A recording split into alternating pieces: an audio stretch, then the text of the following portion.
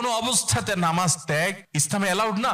আপনি লক্ষ্য করুন, নামাজ আপনি দাঁড়িয়ে পড়তে পারছেন না, ইসলাম বলে বসে পড়ো। বসে পড়তে পারছেন না, আল্লাহ বলেন শুয়ে পড়ো। শুয়ে শুয়ে আপনি হাত পা নাড়াতে পারছেন না, ইসলাম আপনাকে নির্দেশ করছে মনে মনে তুমি নামাজ আদায় করো। আপনাকে ওযু করে নামাজ পড়তে হবে, ওযু করতে পারছেন না, ইসলাম বলে তুমি তায়াম্মুম করো। আপনি তায়াম্মুম করতে যদি অপারগ হন, তায়াম্মুমের ব্যবস্থা নাই, ওযুর ব্যবস্থা নাই, তাহলে যে অবস্থা আছেন সে অবস্থা আপনাকে নামাজ আদায় করতে হবে। নামাজের জন্য সতর ঢাকা ফরজ, কিন্তু এমন কোন পরিস্থিতিতে আছেন আল্লাহ মাফ করুক আপনার সতর ঢাকার ব্যবস্থা নেই, তাহলে ওই অবস্থায় আপনাকে নামাজ আদায় করতে হবে। আপনি যদি এমন কোন পরিবেশে থাকেন যেখানে আপনার পবিত্র কাপড় থাকা নামাজের জন্য পূর্ব শর্ত, অথচ আপনার কাছে পবিত্র কোনো কাপড় নাই, তো ইসলাম ওই অবস্থা আপনাকে নামাজ পড়তে বলে। কেবলার দিকে ফিরে নামাজ পড়া ফরজ, কিন্তু কেবলা কোন দিকে আপনি জানেন না, জানার কোনো উপায় নাই, কাউকে জিজ্ঞেস করেও জানার ব্যবস্থা নাই, আপনার কম্পাসেরও সার্ভিস আপনার কাছে নাই, কোনোভাবে কেবলানের উপর আপনি করতে পারছেন না। এই রকম পরিস্থিতিতে অনুমান করে এই দিকে কেবলা হতে পারে ধারণা করে সেই দিকে ফিরে নামাজ পড়তে হবে, তারপর আপনাকে নামাজ আদায় করতে হবে। ভাইরা আমার, নামাজের গুরুত্ব এত বেশি বুঝেছেন সাহাবা ইকরাম যে যুদ্ধের মধ্যে, রণাঙ্গনের মধ্যে পর্যন্ত তীর এসে লেগেছে পায়ে, কিন্তু নামাজ ছাড়েননি। ওমর রাদিয়াল্লাহু তাআলা আনহু খলিফাতুল মুসলিমিন, তিনি বলেছেন লা হাজ্জা ফিল ইসলাম লিমান তারাকা সালাহ, যে ব্যক্তি নামাজ ছেড়ে দেয়, যে ব্যক্তি নামাজ পড়ে না, এর ইসলামে কোনো অংশ নাই, সে নিজেকে মুসলিম দাবি করবার কোনো অধিকার নেই। এই জন্য ভাইরা আমার, আপনি অন্য অনেক কিছুতে ছাড় পাবেন, রোজা রাখতে পারছেন না, আল্লাহ রাব্বুল আলামিন কোরআনে কারিমে বলেছেন ওয়া আলাল্লাযীনা ইউতীকুনাহু ফিদিয়াতু তুআমু মিসকিন। কিছু মানুষ রমজানে এমন অবস্থা আছেন যে এখন রোজা রাখতে পারছেন না, তাদেরকে আল্লাহ বলেছেন ফামান কানা মিনকুম মারিদান আও আলা সাফারিন ফাইদ্দাতুম মিন আইয়ামিন উখার। কেউ যদি অসুস্থতার কারণে, সফরে থাকার কারণে রোজা রাখতে কষ্ট হয়, তাহলে সে রমজানের রোজা না রেখে এই কয়েকটা রোজা, যেগুলো সফর কিংবা অসুস্থতার কারণে, কারো জ্বর হয়েছে, অসুস্থ হয়েছেন, রোজা রাখাটা টাফ হচ্ছে, তার পানি পান করতে হবে, তাকে মেডিসিন নিতে হবে, না হলে তার বিপদ হতে পারে, এইরকম সিরিয়াস পর্যায়ে অসুস্থ হলে আল্লাহ তাআলা তার জন্য কোরআনে বিধান দিয়েছেন সে এই রোজাগুলো ভেঙে রমজানের বাইরে অন্য সময় রোজা রাখতে পারবে। আর যদি কারো রোজা রাখার ক্ষমতা একেবারে শেষ হয়ে যায়, ওয়ালাল্লাযীনা ইউতীকুনাহু ফিদিয়াতু তুআমু মিসকিন, কারো রোজা রাখার একেবারে ক্ষমতা নেই, তিনি অসুস্থ হয়ে পড়েছেন বা বার্ধক্যজনিত কষ্টে তিনি বয়সের শেষ প্রান্তে এসেছেন, রোজা রাখতে পারেন না, আর এই ব্যক্তির জন্য রোজার বিকল্প হিসাবে খাদ্য বিতরণ করতে বলা হয়েছে। মিসকিনকে, একজন মিসকিনকে একদিনের খাবার দিয়ে দিলে একটা রোজার বিকল্প হয়ে যায়। এইরকম ব্যক্তির, যে ব্যক্তির রোজা রাখার ক্ষমতা নাই বার্ধক্যজনিত কারণে, অথবা এমন অসুস্থতা যে অসুস্থতাতে কখনো আর সুস্থ হওয়ার সম্ভাবনা নেই, তার জন্য ফিদিয়ার ব্যবস্থা রেখেছে ইসলাম। কিন্তু নামাজের ব্যাপারে ইসলাম কোনো বিকল্প দেয় নাই। ভাইরা আমার, নামাজ এমন একটা ইবাদত যে এটার কোনো বিকল্প না, যে ঠিক আছে নামাজ পড়তে পারো না, তুমি সাদেকা দিয়ে দাও, এটা হয়ে যাবে, এরকম কোনো বিধান কোরআন হাদিসে নাই। অতএব আমরা যদি নিজেদেরকে মুসলমান পরিচয় দিতে চাই, আমাদের ইসলামটাকে আমরা ধারণ করতে চাই, তাহলে আমাদের 5 ওয়াক্ত নামাজকে সর্বোচ্চ গুরুত্ব দিতে হবে, যেই কোনো পরিস্থিতিতে আদায় করতে হবে। অনেক সময় হীনমন্যতা কাজ করে যে আমার এখানে কেউ মুসলমান না, আমি একা মুসলমান, একা নামাজ পড়লে সবাই তাকায় থাকবে, নামাজের কোনো আলাদা জায়গা নেই, তো তাকায় থাকবে।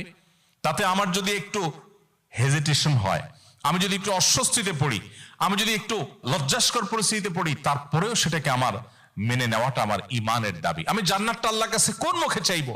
অনন্তকালের সুখের ঠিকানা জান্নাত যে চাইবো, সেখানে তো আমাকে কিছু স্যাক্রিফাইস করতে হবে। এই স্যাক্রিফাইসের বিনিময় আল্লাহর কাছে আমি জান্নাত চাইতে পারি। মুসলিম ভ্রাতৃত্ব, এই মুসলিম ভ্রাতৃত্বকে আমরা অনেক মুসলিম নামাজ কালাম পড়ার পরও সেভাবে ধারণ করতে পারি না, সেভাবে আমাদের ভেতরে আমরা সেটাকে লালন করতে পারি না, যেটা আমাদের অনেক বড় একটা ল্যাকিংস বা দুর্বলতা। অ্যাজ এ মুসলমান, আমরা গোটা পৃথিবীর সমস্ত মুসলমানদের সুখে সুখী হওয়া, গোটা বিশ্বের সমস্ত মুসলমানদের কষ্টে কষ্ট অনুভব করাটা আমাদের নৈতিক দায়িত্ব।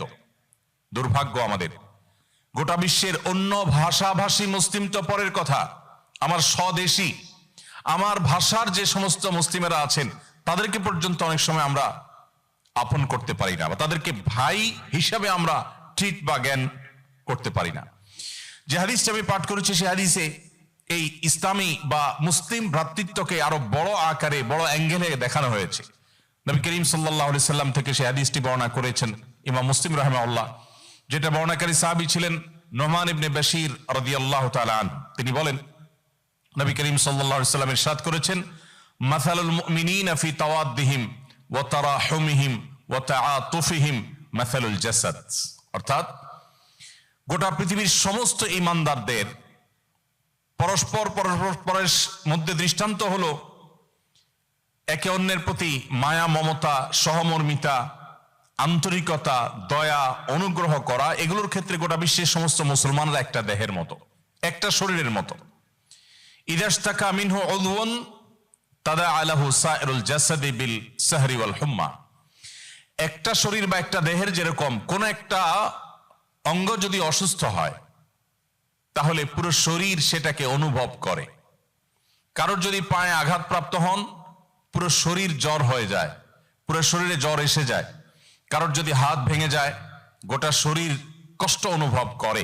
যদি কারোর শরীরে কোনো অসুস্থতা দেখা দেয় সে অসুস্থতার কারণে শুধুমাত্র সেই অঙ্গ নির্ঘুম থাকে না, পুরো শরীর নির্ঘুম থেকে যায়। নবী করিম সাল্লাল্লাহু আলাইহি সাল্লামের এই ঐতিহাসিক হাদিস আমাদেরকে বিশাল বড় একটা দায়িত্ববোধের কথা স্মরণ করিয়ে দেয়। আর সেটি হলো গোটা পৃথিবীর যে কোনো প্রান্তে কোনো মুসলিম কষ্টে নিপতিত হবে সে কষ্ট আমার মধ্যে অনুভব হতে হবে। পৃথিবীর যে কোনো প্রান্তে মুসলিম যখন ভালো কোনো অ্যাচিভ করবে, অর্জন করবে, সেটাকে আমার খুশির কারণ হিসাবে ধারণ করতে হবে। মাল্টিকালচারাল সোসাইটিতে যারা নিজের ঈমান আমলকে বাঁচাতে চান তাদের জন্য সবচেয়ে প্রধান কর্মসূচি হলো 5 ওয়াক্ত নামাজকে সর্বোচ্চ গুরুত্বের সাথে আদায় করা। যেই কোনো পরিস্থিতিতেই হোক আপনাকে নামাজ আদায় করতে হবে। প্রিয় ভাইরা আমার, আমরা সেই রাসূলের উম্মত যে রাসূল সাল্লাল্লাহু আলাইহি সাল্লাম জীবনের শেষ মুহূর্তে অত্যন্ত কষ্ট করে যখন মাত্র 20-25 গজ দূরে নিজের বাসা থেকে মসজিদ এতটুকু দূরে গিয়ে নামাজ আদায় করার মতো শক্তিও ছিল না, তখন আমাদের প্রিয় নবী সাল্লাল্লাহু আলাইহি সাল্লাম একদিকে হামজা রাদিয়াল্লাহু তাআলা আনহু, আরেকদিকে আলী রাদিয়াল্লাহু তাআলা আনহুর কাঁধে দুটি হাত রেখে, দুইজন সাহাবী আলী রাদিয়াল্লাহু তাআলা এবং আরেকজন সম্ভবত আব্বাস রাদিয়াল্লাহু তাআলা আনহু, দুজনের কাঁধে দুটি হাত রেখে পুরো শরীরের ভার তাদের উপর ছেড়ে দিয়ে তারপরে পাওকে মাটিতে টানতে টানতে টেনে হেঁচড়ে নিয়ে তারপর তিনি জামাতের সাথে নামাজ আদায় করেছেন। তারপর নামাজ তরক করেন নাই। ভাইরা আমার, নামাজকে যদি আপনি সেভ করেন, যত যাই হোক আমি নামাজ ছাড়বো না, এই প্রতিজ্ঞা যদি আপনি করেন, আল্লাহ তাআলা আপনার ঈমানকে, আপনার ইসলামকে অটোমেটিক সেভ করবেন ইনশাআল্লাহ। এই জন্য ভাই, আপনি জব করছেন, চাকরি করছেন, আপনার পেশাবের জন্য, আপনার ওয়াশরুমে যাওয়ার জন্য যে সময়টা আপনি পাবেন ওই সময়টা থেকে বাঁচিয়ে হলেও আপনি অন্তত ফরজ নামাজগুলো আপনাকে পড়ে ফেলতে হবে।